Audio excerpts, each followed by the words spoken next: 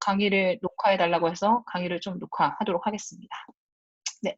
화면 공유하겠습니다.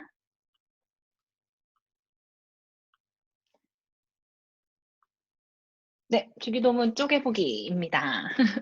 강의안 받으신 거 보시면서 하시면 좋고요. 저는 막 내용을 많이 하기보다는 '적용할 수 있는 부분들을 같이 보면 좋겠다.'라는 생각이 더 많아서 나중에 여러분이 보시고 읽으시면서 '내가 이렇구나 저랬구나.'라는 것들을 좀 개인으로 점검하시는 시간이 됐으면 좋겠습니다. 자, 먼저는 잠시만요. 자, 기도란 해서 여러분이 이미 너무 좋은 답들을 많이 주셨는데 제가 그 좋은 답들에 쪼끔 더 더해서 여러분들에게 설명을 해 보도록 할게요. 지금 사실 대화라는 이야기가 제일 많았어요. 대화라는 얘기가 제일 많았고 그거는 저희가 교회 안에서 경험하면서 혹은 배우면서 제일 많이 듣는 단어 중에 하나인 것 같아요. 근데 그 대화보다 사실 더 먼저 가장 먼저 좀 많이 통용되는 단어는 호흡이에요. 호흡이라는 단어를 굉장히 많이 사용합니다. 사람이 "숨을 쉬지 못하면 죽는다."라고 했는데 "기도를 하지 않으면 우리의 영혼이 죽어간다."라고 이야기하거든요. 그래서 "기도는 호흡이다."라고 얘기하고 있어요. 그래서 성경에서도 "쉬지 말고 기도하라."라는 얘기가 있잖아요. "쉬지 말고 기도하라."라는 그 성경 구절을 봤을 때 어떻게 사람이 안 쉬고 기도를 하나, 그러니까 쉬지 않고 기도를 하나, 그럼 맨날 골방에 있어야 되냐, 어디에 있어야 되냐, 이런 질문들을 많이 되묻고는 하시는데 어떤 그런 의미에서가 아니라 우리가 읊조리듯이 하루를 하나님과 함께 동행하면서 주님의 그 다스리심 안에서 살고 있다. 나는 그렇게 살아가야 한다라는 것을 알아야 한다라는 것이죠. 그래서 기도는 우리가 쉬지 않고 해야 하는 것. 기도는 끊임없이 하나님께 묻고 듣고 주님의 그 뜻이 무엇인지를 알아가기 위해서 우리가 꼭 해야 하는 호흡이다라는 그게 첫 번째고요. 두 번째는 기도는 조율이다라는 건데 이건 사실 제가 주기도문 강의를 몇 가지를 듣다가 그 강의 중에 강사님이 하셨던 이야기가 너무 저에게도 다가와서 이 말을 썼어요. "기도는 조율이다."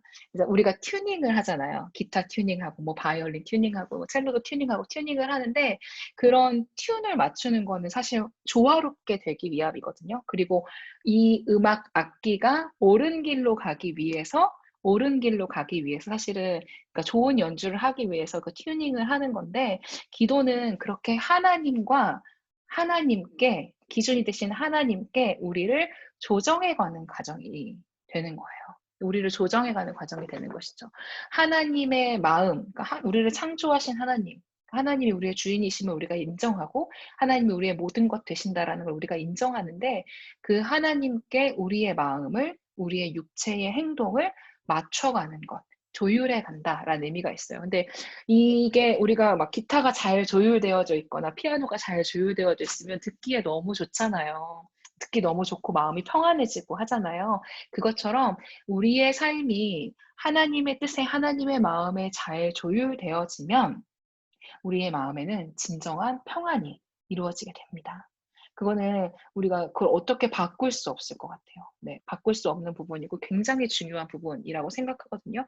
그래서 기도는 조율이고 그 조율이 잘 되었을 때 우리는 참된 샬롬으로, 참된 평안으로 갈 수 있다. 기도는 그렇게 우리를 이끌어 준다라는 걸 알고 계시면 좋을 것 같아요. 그리고 마지막 세 번째는 기도는 우리가 이 땅에서 가야 할 길로 인도하여 주는, 반드시 가야 할 길로 이끌어 주는 지표이다. 마지막에 성민아 집사님께서 "기도를 왜 할까?"라고 그렇게 본인에게 질문하셨을 때 "길이나 생각을 위해서, 찾기 위해서 하는 것 같다."라고 말씀하셨잖아요. 그러니까 이거랑 너무 잘 맞아떨어지는 거죠.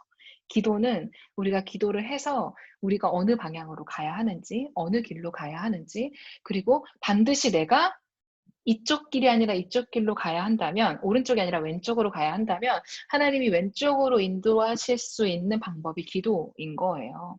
그래서 저희가 기도를 쉬지 않고 해야 하는 거고 기도가 정말 중요하다라고 말할 수 있는 것이죠. 사실 기도는 이거 말고도 여러 가지 언어로 더 많이 설명할 수 있는데 오늘 저희가 함께 나누면서는 이 세 가지로 한번 이야기를 해 보고 싶습니다. 호흡, 조율, 그리고 우리를 이끌어 주는 지표. 네. 이렇게 세 가지 정도로 알고 계시면 좋을 것 같고 여러분의 기도가 이렇게 되어지고 있는지, 그러니까 호흡처럼 되는지, 하나님의 뜻에 조율이 되어져 가고 있는지, 그리고 내가 주님이 보여주시는 그 길로 따라가고 있는 지표가 되고 있는지를 점검해 보시면 좋을 것 같아요. 사실 신앙에 그 많은 경험이 있으신 분들은 '아 내가 이런 경험도 했었지. 이런 경험도 했었지.' 지금 기억도 많이 나실 것 같거든요. 그럼 그런 기억들을 통해서 다시 한번 기도를 되살리는 그런 기회가 될 수도 있겠죠. 넘어가 보겠습니다. 그러면 이제 주기도문으로 한번 들어가 볼 건데요.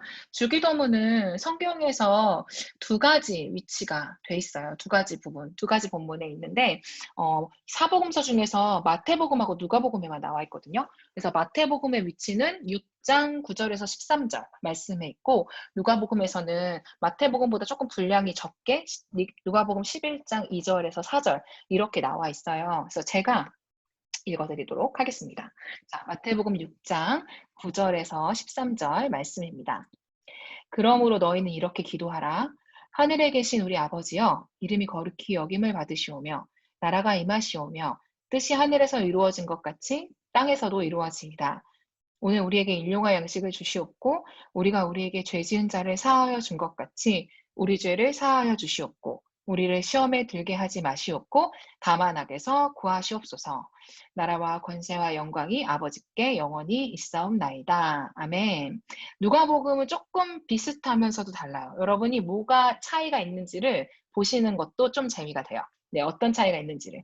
누가복음 11장은 이렇게 말해요. 예수께서 이르시되 너희는 기도할 때 이렇게 기도하라. 이렇게 하라. 똑같죠?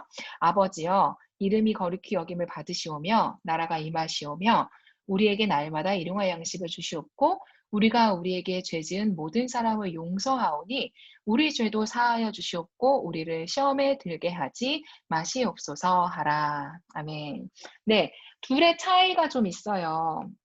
둘의 차이가 있는데 마태복음이 좀 더 길죠. 설명이 많아요. 그리고 누가복음은 조금 더 단순하고 짧아요. 그리고 마태복음에 있는 내용 중에 누가복음이 빠진 부분들이 있어요. 네, 여러분 다 찾으셨죠? 네, 9절에서 보면은 하늘에 계신 우리 아버지여라고 하는데 2절에서는 그냥 아버지여라고만 되어져 있죠. 그리고 위에 부분에서는 이름이 거룩히 영을 받으시오며 나라가 임하시오며 땅에서도 이루어지이다. 뭐 하늘에서 이룬 것 땅에서도 이루어지이다. 이렇게 있는데 아래는 나라가 임하시오며까지만 있어요. 하나가 없죠. 그리고 뒤에 부분이 이제 똑같게 진행이 됩니다. 마태복음에 대한 이야기를 할 때 마태복음은 유대인들을 타겟으로, 그러니까 유대인들을 중심으로 유대인들을 위해서 되어진 그러니까 좀 그들을 위해서 좀 쓰여진 성경이다 보니까 유대인들의 양식에 굉장히 맞춰져 있어요. 그래서 그 아래에 보면은 가로치고 나라와 권세와 영광이 아버지께 영원히 있사옵나이다라고 나와 있는 이유는 예전에 유대인들의 기도 양식에는 송영이 반드시 들어가야 돼요.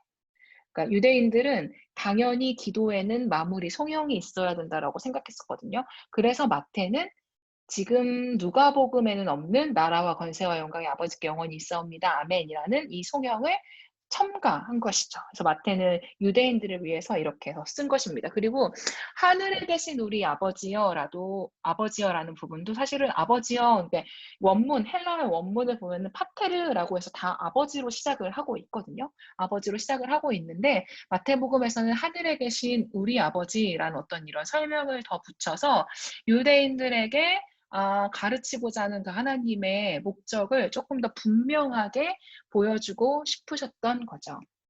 자, 마태복음은 6장에 위치하고 있는데 이제는 이 그러니까 이 주기도를 예수님께서 왜 가르치셨는지에 대한 부분에 대해서 좀 이어서 보도록 하겠습니다. 자, 마태복음은 6장 5절에서 8절에 주기도문 나오기 전에 내용이 있고요. 그 다음에 누가복음 1장 1절에 이제 2장에서 4절부터까지 설명이 전에 이제 한 절이 나와져 있는데 마태복음 6장 5절에서 8절을 보면은 왜 주기도문을 가르치셨는지에 대한 이유를 조금 알 수 있어요. 제가 보겠습니다. 마태복음 6장 5절에서 8절. 네, 제가 읽을게요. 또 너희는 기도할 때에 외식하는 자와 같이 하지 말라. 그들은 사람에게 보이려고 회장과 큰 회당이에요. 회당. 제가 잘못 썼어요. 회당과 큰 거리 여기에 서서 기도하기를 좋아하느니라. 내가 진실로 너희에게 이르노니 그들은 자기 상을 이미 받았느니라. 너는 기도할 때에 내 골방에 들어가 문을 닫고 은밀한 중에 계신 내 아버지께 기도하라. 은밀한 중에 보시는 내 아버지께서 갚으시리라. 또 기도할 때에 이방인과 같이 중언부언하지 말라. 그들은 말을 많이 하여야 들으실 줄 생각하느니라. 그러므로 그들을 본받지 말라. 구하기 전에 너희에게 있어야 할 것을 하나님 너희 아버지께서 아시느니라.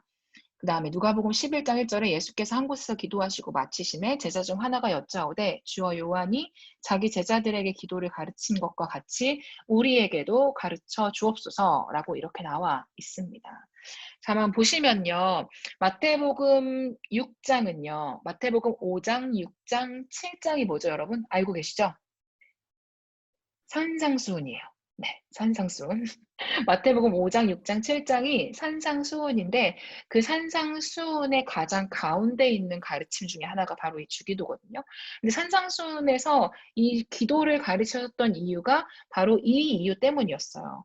5장에서 8장을 보면은 잘못된 기도의 예가 두 가지가 나오는데 첫 번째는 유대인들의 잘못된 기도를 5절에서 이야기를 하시고 그 다음에 이방인들의 잘못된 기도를 7절에서 이야기하세요. 그러니까 너네 이렇게 기도하지 마라고 얘기하시는 거죠. 우리가 혹시 이렇게 기도하고 있는지 우리가 좀 돌아볼 수 있겠죠. 첫 번째 유대인들의 잘못된 기도는 사람들에게 보여주기 위한 기도였어요. 그러니까 하나님으로부터 상을 받고 하나님으로부터 복을 받는 것이 중요한 것이 아니라 세상으로부터 상을 받고 세상으로부터 보여지는 것이 제일 중요했던 기도인 거죠. 그래서 큰 소리로 기도하고 나 이렇게 기도하고 있어 라고 사람들한테 알리는 기도, 이런 기도가 잘못됐다라고 예수님께서 말씀하세요. 그리고 두 번째는 계속 뭔가 되풀이하는 기도, 빈말을 되풀이하는 기도, 막 이렇게 할 말이 없는데 뭔가 말을 만들어내고 이런 식으로 계속해서 되풀이하는 기도가 잘못됐다라고 말해요. 그래서 중언부언하지 말라라는 것은 빈말을 하지 말아라. 진실되지 않는 말들을 계속해서 반복적으로 주문 외우듯이 말하지 말아라. 하나님 주세요, 주세요, 주세요. 뭘 달라는 거지? 하나님 해주세요, 해주세요. 뭘 해달라는 거지? 그러니까 목적 없이, 의도 없이 그렇게 그냥 중언부언하는 기도를 하지 말아라. 너희는 그 두 가지 기도를 멀리하고 그 대신에 내가 가르쳐주는 이 기도를 해라라는 것이 하나님의 마음, 예수님의 마음이셨다는 거죠. 그러니까 이런 기도는요, 유대인들의 기도나 이방인들의 기도는 하나님의 마음을 헤아리지 못하는 기도였어요. 우리가 수도 없이 지금 여러분이 앞에서 기도는 대화라고 얘기하셨잖아요. 근데 우리가 누군가와 대화할 때 앞에 누군가가 앉아 있어요. 뭐 누군가 이제 어떤 청년이 앉아 있는데 제가 이 청년의 상황도 이해하지 못하고 어떤 처한 것들도 하나도 이해하지 못한 채 그냥 제가 하고 싶은 말 계속 하는 거야. 그러니까 교회를 열심히 다니고 네가 예수님을 믿고 성경을 읽고 기도를 하고 이렇게 하면 이렇게 될 거야. 그리고 제가 가버려요. 이 친구가 어떤 상황인지 어떤 마음인지에 대해서 전혀 귀 기울이지 않고 그냥 제가 하고 싶은 말만 하고 나오는 거죠. 똑같은 상황인 거예요. 이방인들의 기도나 유대인들의 기도는 하나님이 어떤 분이신지에 대한 고려가 없었다라는 거죠. 하나님이 그러니까 나의 이 기도를 들으시는 분이 어떤 분이신지에 대한 이해가 없이 그냥 내가 하고 싶은 말만 계속해서 뱉어내는 그런 식의 기도를 했다는 거죠. 근데 우리가 대화라고 말했던 것처럼 기도는 소통이거든요. 그리고 하나님은 그러한 소통을 정말 정말 원하시거든요. 그래서 어떠한 방법으로 대화할 때 소통을 잘 할 수 있을까라는 거를 예수님이 제일 잘 알고 계셨던 거예요. 예수님이 그 누구보다 하나님의 마음을 잘 이해하셨고 하나님의 뜻을 가장 잘 아셨기 때문에 그 예수님께서 그 하나님의 마음을 이해하고 하나님의 성품을 이해해서 이렇게 주님하고 대화해야 해라고 알려주신 게 바로 주기도문이었던 것이죠. 네. 그래서 예수님 그 누가복음에서도 제자들이 얘기하는데 원래 이 예수님이 나타나기 전에 누가 있었죠? 세례 요한이 있었잖아요. 그러니까 세례 요한도 제자들이 있었단 말이에요. 그러니까 이 사람이 이야기하는 것이 뭐냐면 이 세례 요한이 자기들의 선생님일 때 이렇게 이렇게 하라고 가르쳐 줬었다. 이렇게 기도하고 뭐 이렇게 생활하라고 이런 가르쳐 줬다. 그러니까 세례 요한의 신학이 있었던 거죠. 근데 이제는 나는 예수님의 제자가 될 것이니 예수님께서도 가르쳐 달라. 우리가 어떻게 하나님과 소통해야 하는지, 우리가 어떻게 그분의 길을 따라가야 하는지, 뜻을 따라가야 하는지 알려주십시오. 우리에게도 가르쳐 주십시오. 예수님께서 하나님과 소통하는 그 방법을 우리에게도 가르쳐 주십시오라고 제자들이 스스로 고백한 거예요. 말한 거예요. 그래서 예수님이 알려주시기 시작하는 거죠. 네. 자, 주기도문의 내용이에요. 주기도문을 우리가 뭐 일주일에 적어도 한 번 혹은 그 이상, 그러니까 수요 예배 드리시는 분은 수요 예배 끝날 때 우리가 주기도를 저희 교회 공식적인 예배에서는 거기가 이제 제일 많이 하는 부분인 것 같아요. 저도 매주 수요일마다 수요 예배 드리고 나서 주기도문을 하고 혹은 가정 예배를 드릴 때 가정에서 예배를 드릴 때 마무리로 주기도문을 같이 고백하고 마치고 이렇게 하는데 그래서 주기도문의 이제 전체적인 내용 어떤 게 들어가 있다라는 걸 여러분이 너무 잘 알고 계시잖아요. 그래서 이 주기도가 과연 무슨 내용을 가지고 있는가라는 거를 네 가지로 좀 한번 이야기를 해 볼게요, 먼저. 자, 주기도는요, 우리가 하나님과 함께 살아가면서 무엇을 소망하며 무엇을 삶의 목적으로 삼고 살아가야 할 것인가에 대해서 말해주고 있습니다. 그러니까 주기도문은 여러분이 이제 저랑 이제 하나하나 좀 쪼개서 보시면 아시겠지만 그냥 단어 하나하나가 품고 있는 하나님의 뜻이 너무 깊어요.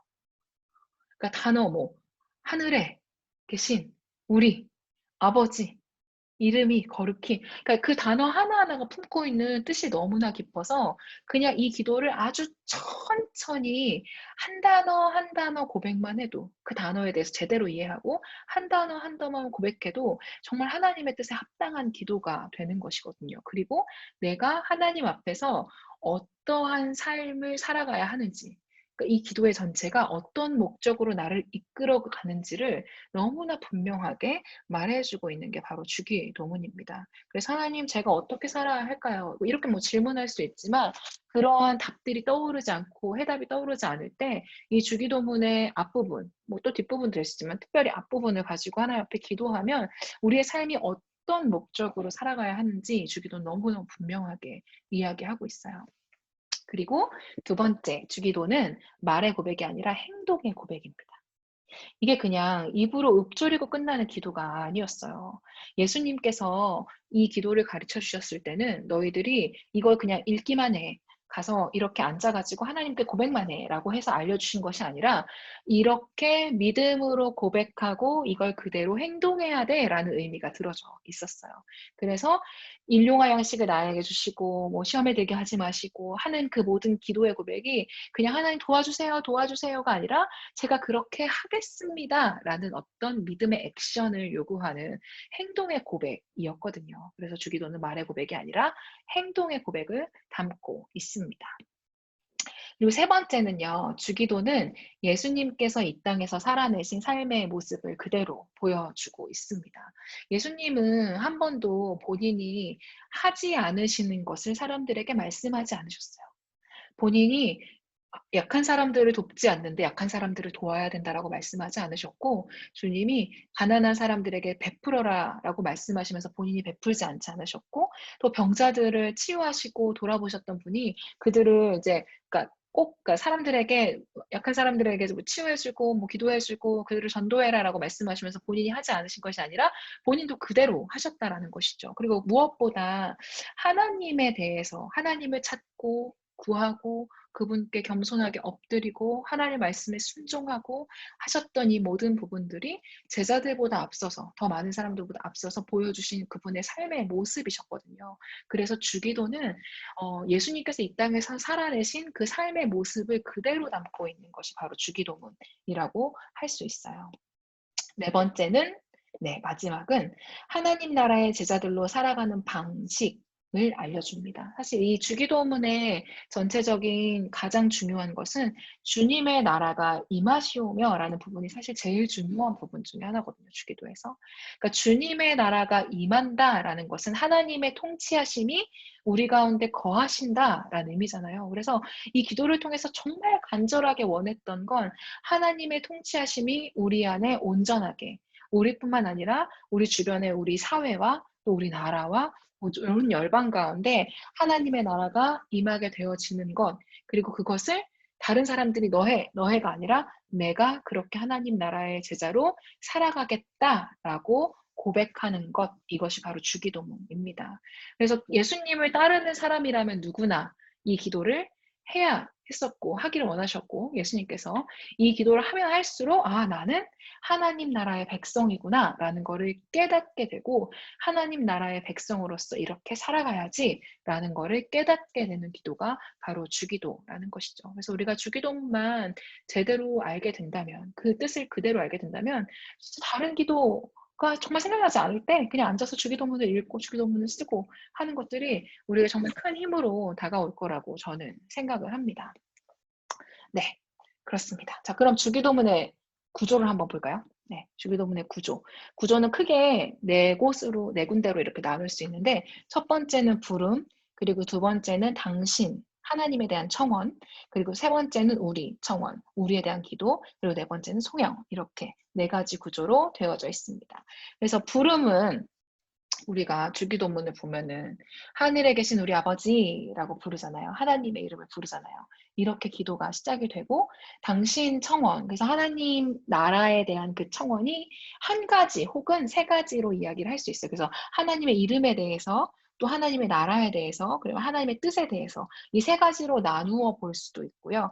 혹은 학자들에 따라서 어떤 학자는 그냥 이걸 통틀어서 하나의 청원으로 하나님 나라의 임하심을 청원하는 것으로 보시는 분들도 있는데, 저희는 세 가지로 좀 나누어서 보도록 할게요. 그래서 그의 이름에 관하여, 그의 나라에 관하여, 그의 뜻에 관하여, 이렇게 세 가지로 좀 나누어서 보고요. 그다음에 이제 그 하반부, 주기도문 하반부에 일어나는 그 세 가지는 일용할 양식에 관하여, 죄에 관하여, 그리고 시험에 관하여. 그래서 우리가 일상생활에서 겪고 있는, 그다음 누구나 겪을 수 있는 그런 일들에 대해서 기도하는 부분들이 나와 있어요. 그리고 마지막 마무리, 유대인들도 이 기도에 꼭 필요하다고 했던 그 부분, 유대인들의 기도 양식에서 왔던 그 부분, 나라와 권세와 영광이 아버지께 영원히 있사옵나이다. 아멘 하는 부분, 이렇게 네 가지로 있고요.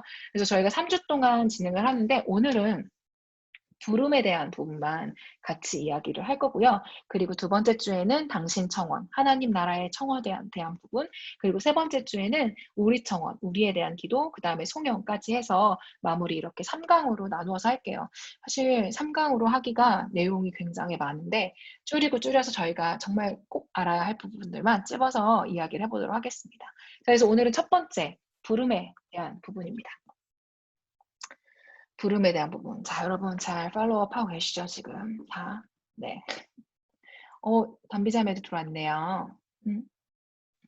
자, 부름에 대한 부분 한번 보도록 할게요. 하늘에 계신 우리 아버지여. 하늘에 계신 우리 아버지라고 저희가 주기도문, 저희가 고백하는, 그러니까 함께 고백하는 주기도문에는 하늘에 계신 우리 아버지 이렇게 하는데, 아버지여라고 성경에는 나와 있어서 이렇게 한번 써봤고요. 자, 부름에는 하늘에 계신 우리 아버지, 이 세 가지 부분으로 사실은 나누어서 좀 볼 수 있는데요. 제가 아까 마태복음에서 하늘에 계신 우리 아버지여라고 했다고 했지만, 사실은 누가복음에는 아버지여만 나와 있거든요.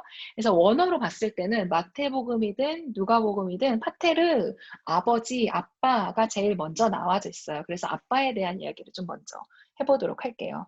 아빠, 파테르라는 헬라어인 아빠라는 단어. 근데 저희는 조금 이제 예의가 없어 보이는 것 같아서 아버지라고 번역을 한 것 같은데, 사실은 아빠라는 번역이 더 맞아요. 그래서 그냥 이제 주기도 강의를 읽다 보면은 아버지라는 단어는 이제 한국적인 언어로 계속 쓰는 거고, 아빠라는 단어로 우리가 보는 것이 훨씬 맞고, 이게 얼마나 친근하고 가까운 단어인가에 대한 부분을 여러분이 좀 알고 계시면 좋을 것 같아요. 인식하시면 좋을 것 같아요. 이 기도를 예수님이 가르쳐 주실 때 굉장히 하나님을 친근하게 부르도록 가르쳐 주셨구나. 그냥 뭔가 멀리서 하나님, 아버지 막 약간 이런 막 영광스러운 존재 막 이런 게 아니라 아빠 하고 이렇게 달려갈 수 있는 그런 가까운 존재로 부르셨다라는 거를 우리가 알 수 있으면 좋겠습니다.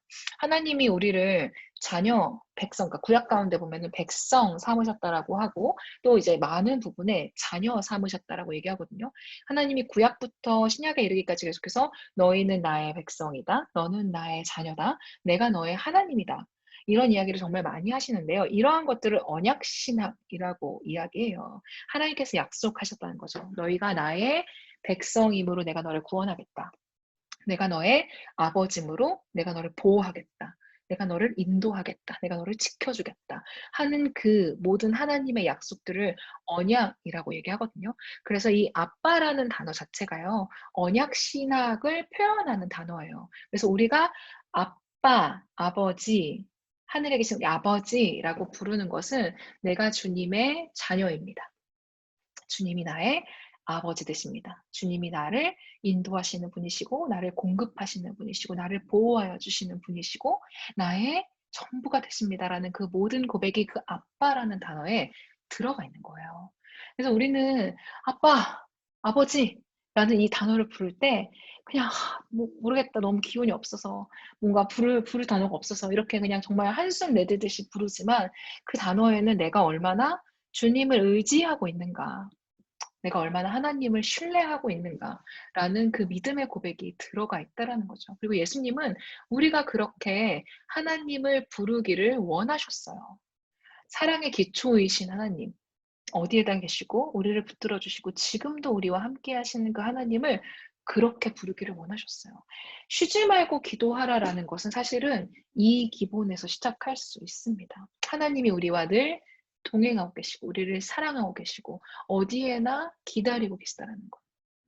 그리고 언제나 늘 성경을 통해서 우리가 보듯이 우리를 기다리고 계시잖아요. 돌아오기를, 우리가 하나님께 더 가까이 오기를 기다리고 계시잖아요. 그런 하나님 아버지가 되심을 우리가 알아야 한다라는 것이죠. 그리고 조금 더 나가면 그런 이제 우리가 생각하는 어떤 그런 전능한, 전지한 하나님, 놀라우신 하나님, 그렇게 위대하신 분이 우리 아빠가 되신다는 거예요. 모든 것이 가능해지는 거죠. 모든 것이 가능해진다는 거죠. 그런 대단한 분이 우리의 아빠가 되신다라는 것. 그럼 우리가 어떤 기도를 할 수 있을까요? 어떤 기도든 할 수 있겠죠. 어떤 기도든. 그런 어떤 편안함도 우리 안에 있어야 된다라는 거죠. 하나님을 대할 때에. 멀리 막 뭔가 약간 막 언어를 고르고 막 '아 이 말은 하나님이 싫어하겠지.' 약간 이런 게 아니라 자연스러움도 표현될 수 있어야 된다. 하나님 앞에 편안함으로 나아갈 수 있어야 된다. 그것도 이 아빠라는 단어 안에 들어가 있습니다. 예수님께서 다른 언어가 아니라 아빠라는 단어를 사용하셨을 때는 굉장히 특별하고 혁신적인 기도문이었거든요. 그때 당시 하나님의 이름이 너무 어려워서 사람들이 모음을 붙여서 말하지 못할 정도였잖아요. 하나님 막 성경을 쓰는 사람들은 막 몸을 다 씻고 막 깨끗하게 하고 와서 막 그 자음을 막 진짜 막 공들여서 쓰고 이러던 시절에 하나님의 이름조차 부르기 어렵고 엘로힘이라고 부르기조차 막 이렇게 굉장히 조심스러웠던 시대에 그런 하나님을 파테르, 아빠라고 부르는 거예요. 예수님이 굉장히 특별하게 하나님의 아들이심을 보여주신 거죠. 아빠, 아버지는. 근데 더 중요한 건 나만 아빠라고 부르는 게 아니라 너네도 아빠라고 부를 수 있어라고 하신 게 더 혁신적인 거예요. 예수님이 나만 아빠라고 부를 수 있어가 아니라 제자들에게도 동일하게 너네들도 아빠라고 불러도 돼라고 말씀하신 거예요. 너의 아빠야. 나의 아빠만 되는 것이 아니라 마태의 아빠고 베드로의 아빠고 요한의 아빠고 너희 모두의 아빠가 될 수 있다고 가르쳐 주신 게 바로 이 기도의 시작인 것이죠. 놀랍지 않나요? 저는 사실 이 부분이 저한테는 굉장히 은혜가 많이 됐는데 그러니까 저는 이제 육신의 아버님도 너무 저에게 좋은 분이셔서 이걸 이해하는 것이 어렵지 않은 부분들도 있었지만 육신의 아버님의 그 어떤 친밀함보다도 더 깊은 친밀함으로 나를 안아주시고 육신의 아버지이신 우리 아빠를 계속 그렇게 말하니까 너무 이상한데 아빠가 나를 아는 것보다 더 많이 나를 알고 더 많이 나를 이해해주고 더 많이 나를 안아주시는 분이 바로 하나님 아버지, 하나님 아빠이신 거를 제가 알게 되면서 저의 기도의 고백들이 많이 달라진 것 같아요. 그리고 기도할 수 있는 장소들이나 어떤 모습들도 많이 더 달라지게 된 것이죠. 이런 분이 우리의 아빠가 되신다는 거예요. 여러분이 기도하실 때 여러분의 기도를 들으시는 분은 어떤 엄하고 진지하고 막 뭔가 약간 이렇게 늘 약간 찡그린 얼굴로 막 고민하면서 있는 그런 아버지가 아니라 안아주시고 이해해 주시고 품어 주시고 그리고 무엇이든지 해줄 수 있는 그 아버지께서 우리의 기도를 듣고 계신다라는 그 아버지에 대한 이해가 사실은 너무너무 필요합니다. 그래서 여러분 스스로 한번 '나는 하나님에 대해서 어떻게 이해하고 있는가?' 이런 부분을 질문해 보셔도 좋을 것 같아요. 내가 하나님 앞에 기도할 때 내 기도를 들으시는 그 하나님은 어떤 분이라고 생각하고 있는가? 그리고 그 하나님에 대해서 내가 얼마나 알고 있는가? 이런 부분도 이 부분에 대해서 같이 질문해 볼 수 있는 부분인 것 같습니다. 그리고 이제 우리라는 단어가 나오죠. 하늘에 계신 우리의 아버지인데 우리라는 이 단어. 우리라는 이 단어는 그러니까 하나님이 나의 하나님만은 아니시다라는 거를 얘기하고 있어요. 우리 하나님이라는 건 나의 하나님도 되고 너의 하나님도 되고 우리 모두의 하나님이시라는 거잖아요. 그러니까 내가 심지어 어제 싸운 그 사람, 아니 오늘 나를 엄청 짜증나게 했던 그 사람, 오늘 막 지나가는데 나에게 화를 냈던 그 사람, 아니 회사에서 나에게 너무 날 힘들게 했던 그 사람, 그 사람의 아버지도 되신다라는 거예요. 그래서 우리가 우리라고 말하는 것, 우리 아버지라고 말하는 그 고백 안에는요, 하나님, 주님이 사랑하시는 모든 자녀들의 아버지가 되시죠. 하나님이 내 기도만 들어주셔야 된다라는 거에서 벗어나는 고백이 되는 거예요.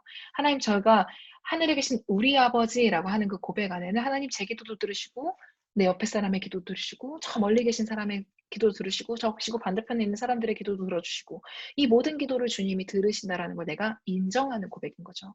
그래서 우리 아버지는 모두에게 허락되신 아버지라는 걸 뜻하고 있어요.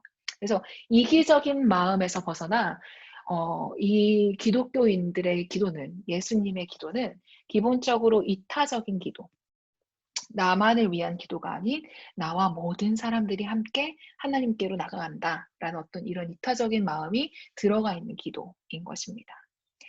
마지막 세 번째는 하늘의 아버지거든요. 하늘에 계신 우리 아버지. 근데 이제 원어를 보면 사실 복수로 표현돼 있어요. 하늘들이라고 표현돼 있거든요. 파테르 헤몬 우라노이스 이렇게 되어 있는데 파테르 헤몬 우라노이스. 제가 이 부분만 외웠어요. 헬라어 그런 수업 들을 때 파테르 헤몬 우라노이스. 토 우라노이스인가? 아무튼 우라노이스라는 게 우라노스가 하늘인데 우라노이스라고 해서 복수로 표현되어져 있거든요. 근데 이 복수로 표현된 건 사실 하늘이 여러 개다 약간 이런 의미가 아니라요. 땅에 반대되는 우라노스 이런 의미가 아니라 하늘들은 어디에나 편지하신 하나님을 이야기하는 거예요. 그러니까 지금 이 공간, 우리가 함께 나누고 있는 이 공간 안에도 주님이 함께 계시다라는 걸 이야기하고 있는 것이죠. 그래서 우리가 하나님이 여기에만 계시다, 저기에만 계시다 할 수 없다. 하나님은 어디에나 계시다라고 말하는 그것이 바로 이 하늘들이 포함하고 있는 단어입니다. 그러면 하늘에 계신 우리 아버지를 조금 더 풀어서 얘기해 보면은 어디에나 계시는 이 땅에 존재하는 모든 사람들의 아빠가 되시는 분이라고 얘기할 수 있겠죠.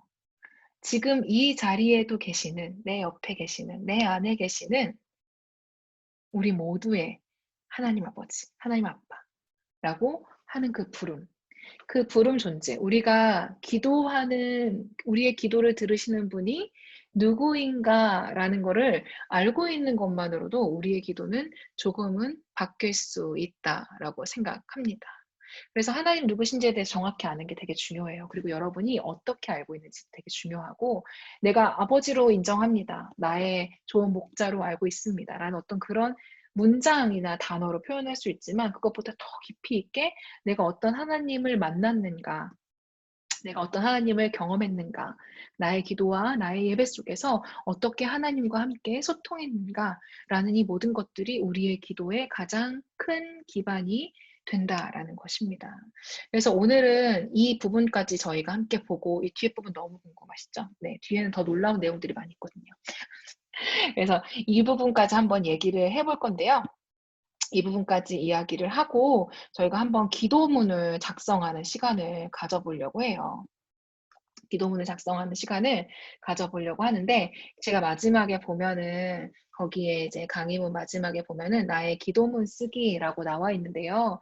이 부분을 둔 이유는 뭐냐면요. 저희가 이제 매주 어떤 이 주기도를 통해서 기도는 이렇게 하는 거구나, 혹은 기도는 이러한 분에게 하는 거구나 라는 어떤 그런 메시지를 들을 때마다 나의 기도를 조금씩 써보면 좋겠다, 그리고 내 기도가 어떻게 바뀌는지를 보면 좋겠다라는 생각이 들어서 좀 이 부분을 나눴습니다. 그래서 여러분 가능하시면 뭐 종이가 있으시면 종이에다가, 아니면은 뭐 그냥 핸드폰으로 쓰시는 분들은 핸드폰에다가 어떤 거를 써보시냐면, 내가 하나님을 뭐라고 부를 수 있을까? 하나님을 어떻게 부를 수 있을까라는 그런 제목을 가지고 주님을 부르는 그 문장들을 우리가 한번 써보면 좋을 것 같아요. 그래서 한 1, 2분 정도? 1, 2분 정도의 시간 동안 내가 하나님을 어떻게 부를 수 있을지, 하나님을 어떻게 내가 이렇게 부를 수 있을지에 대한 그 기도를 더 쓰셔도 좋고요. 원하시면 기도를 조금 더 써보시면서 이러한 하나님, 아니면 이러한 아버지, 이러한 아빠, 이런 하나님께 내가 기도를 드립니다. 라고 이렇게 한번 해보시면 좋을 것 같거든요. 그래서 1, 2분 동안 제가 잠깐 음악 틀어드릴 테니까 여러분이 쓰실 수 있는 곳으로 한번 쓰시면서 오늘 강의를 마무리해 보도록 하겠습니다.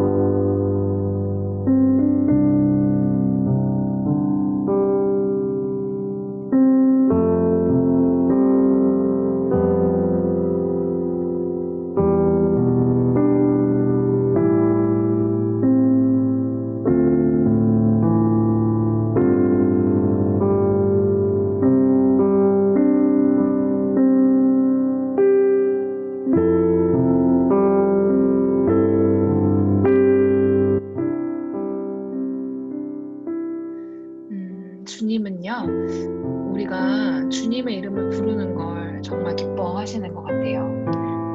우리가 주님의 이름을 부르고 그 이름 앞에서 기다리는 것, 그리고 그 이름이 불려졌을 때 하나님은 언제든지 우리한테 이야기할 준비가 되어져 계시는 것 같아요. 왜냐면은 우리가 그분을 찾고 있다는 걸 주님이 너무나 잘 아시기 때문에.